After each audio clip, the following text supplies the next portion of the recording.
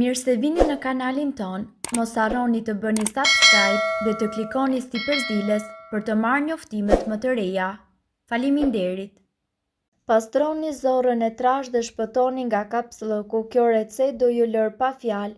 Përzierja që do t'ju prezantojmë sot është një laksativ i fuqishëm natyror, i cili mund të përgatitet lehtësisht në kushtet e shtëpisë. Në përmbajtje të tij ka kumbulla, një frut i pasur me fibra që përmirëson tretjen dhe e trajton problemet si kapslëku. Jasti mund ta përgatisni atë.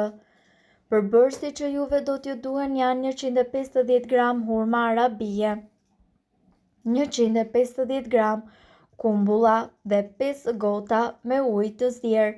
Përgatitja: hidhni 5 gota ujë në një enë dhe pastaj aty shtoni hurmat e arabisë dhe kumbullat pasi t'i keni coptuar. I zjeni ato për 10 deri në 15 minuta. Lëreni të ftohet dhe konsumoni në mëngjes me stomakun bosh esëll. Këtë përzierje ju mundet që ta shoqëroni me kos ose me drithra. Këshilla për parandalimin e kapslëkut: për të trajtuar dhe gjithashtu për të parandaluar kapslëkun ju duhet që të hani ushqime të pastura me fibra dhe gjithashtu të pini shumë ujë. Ju gjithashtu mundet të provoni që të pini ujë me limon në mëngjes, i cili gjithashtu do të nxjisë tretjen.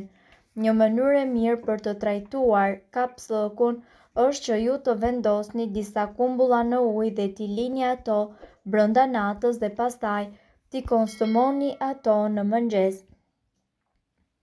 Gjithashtu, konstipacioni është një nga problemet më të zakonshme gastrointestinale.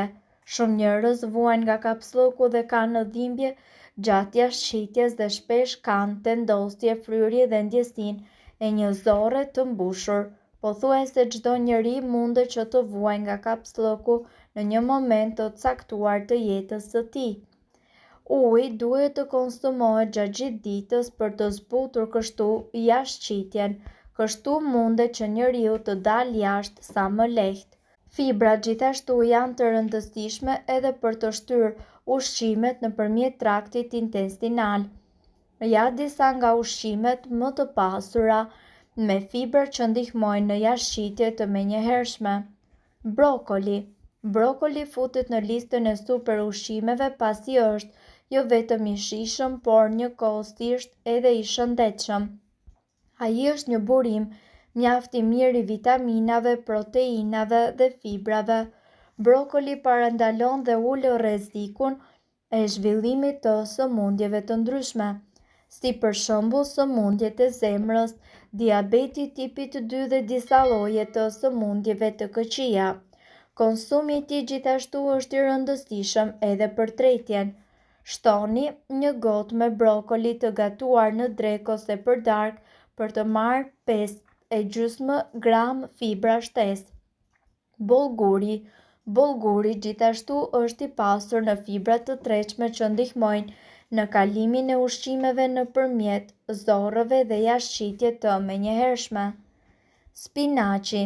Një gotë me spinaq siguron 4 gram fibra që përmban magnez, një mineral i cili mundet që të ndihmojë në jashtëqitje dhe është i pranishëm edhe në ushqime nga më të ndryshmet, dhe këto të dytat janë gjithashtu më të sigurta për njerëzit.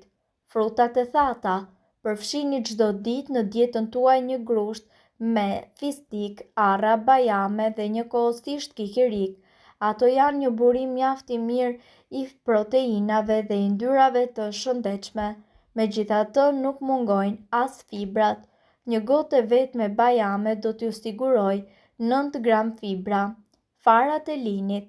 Farat e linit janë gjithashtu një mënyrë tepër e shkëlqyeshme, pasi ato përmbajnë shumë fibra në dietë. 2 lugë gjelle me fara liri shtojnë 4 gram fibra. Manafera, boronica dhe lule shtrydhe. Këto janë gjithmonë në listën e super ushqimeve për shkak të përmbajtjes së lartë në antioksidues dhe lëndëve të tjera ushqyese. Gjysmë gote me boronica ose lule shtrydhe përmban 4 gram fibra. Dardha. Dardhat gjithashtu janë të pasura me antioksidues dhe vitamina. Ato janë një nga frutat më fibroze. Pastaj, shtimi i tyre në dietë është një mënyrë shumë e lehtë për të lehtësuar tretjen dhe jashtëshitjen. Një dardhë madhësisë mesatare ju siguron juve 5 gram e gjysmë fibra. Molla. Në këtë rast një mollë në ditë është akoma edhe një këshill edhe më e artë. Një mollë e vogël së bashku me lëkurën përmban 3,6 gram fibra. Lëkura e shumë frutave përmban gjithashtu fibra të tretshme që veprojnë si laksativ natyral. Gjithashtu, në qoftë se ju vuani nga kapslloku, ne do t'ju mësojmë edhe zgjidhjen e menjëhershme e cila do të ndodhë për më pak se 1 minutë. Kinezët e kanë përdorur këtë teknikë masazhi për shekuj me radhë, e cila do t'ju ofrojë ju një lehtësim tepër të lehtë dhe gjithashtu të padiskutueshëm. Teknika është shumë e thjeshtë edhe në qoftë se ju keni probleme me kapsllokun, gazdrat apo edhe fryrjen e barkut, ajo do t'ju ndihmojë ju që të ndiheni më të lehtësuar në më pak se 1 minutë. Dhe për këtë arsye, kjo metodë ka të bëjë pikërisht me mjekësinë alternative. Duhet vetëm që ju të gjeni vendin e duhur. Bashkoni 2 gishta tregues nën kërthis dhe shtypeni lehtë në formë masazhimi për 1 minutë. Kjo teknikë do t'ju ndihmojë me tretjen e ushqimit nëse keni gazra apo bark të fryrë. Teknika mund të kryhet në 2 mënyra, duke shtrënguar pjesën poshtë kërthizës me 2 gishta tregues, ose thjesht shtypeni atë me pëllëmbën e dorës. Shtypeni këtë pikë në 1 minutë dhe merrni frymë thellë. Gjithashtu, në rast se ju do të keni probleme me kapsllokun, gjithmonë duhet të konsumoni një dietë të pasur me ushqime tepër të shëndetshme dhe të përfshini sa më shumë kura natyrale. Pra, para se ju të shkoni tek ilaçet, provoni këto receta të mjekësisë alternative. Bollgur. Bollguri organik dhe njëkohësisht i përzier me ujë dhe me limon mundet që t'ju ndihmojë jashtëzakonisht shumë në lehtësimin e kapsllokut. Vaj i ullirit. Për të lehtësuar kapsllokun, ju duhet të provoni që të bëni një masazh të thjeshtë në bark me vaj ulliri. Aplikoni pak vaj në barkun tuaj dhe filloni që ta masazhoni atë sipas lëvizjes së akrepave të orës. Mollë të qëruara. Duke ngrënë mollë pa lëkurë, ju do të ndihmoni sistemin tuaj tretës.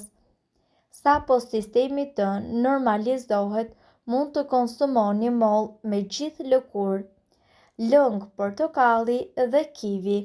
Konsumimi i këtyre lëngjeve çdo mëngjes me stomakun bosh do t'ju sigurojë ju sa më shumë fibra për të stimuluar tretjen tuaj dhe njëkohësisht ju ndihmon edhe në lehtësimin e kapsllokut. Prandaj gjithmonë duhet të tregoni të vëmendshëm ndaj mënyrës se si ju ushqeni dhe sigurisht të shmangni ato ushqime të këqija të cilat po ju shkaktojnë probleme, qoftë fryrje barku apo edhe probleme me daljen jashtë. Gjithmonë sigurohuni të pini sa më shumë ujë dhe të konsumoni ushqime të cilat janë të pasura me fibra. Mirë po, duhet të dini se këto informacione nuk kanë për qëllim të zëvendësojnë ilaçet e përshkruara nga mjeku. Para se të përdorni këto receta të mjekësisë alternative, ne ju sugjerojmë që të këshilloni më parë me mjekun tuaj. Nëse ndonjë prej këtyre përbërësve ju shkakton alergji, e mira është që të mos i përdorni këto receta të mjekësisë alternative. Në qoftë se gjendja juaj është kronike, atëherë me patjetër ju duhet që të shkoni tek mjeku juaj për të kryer një vizitë. Nëse doni të dëgjoni videot tona që ne postojmë çdo ditë, kliko subscribe.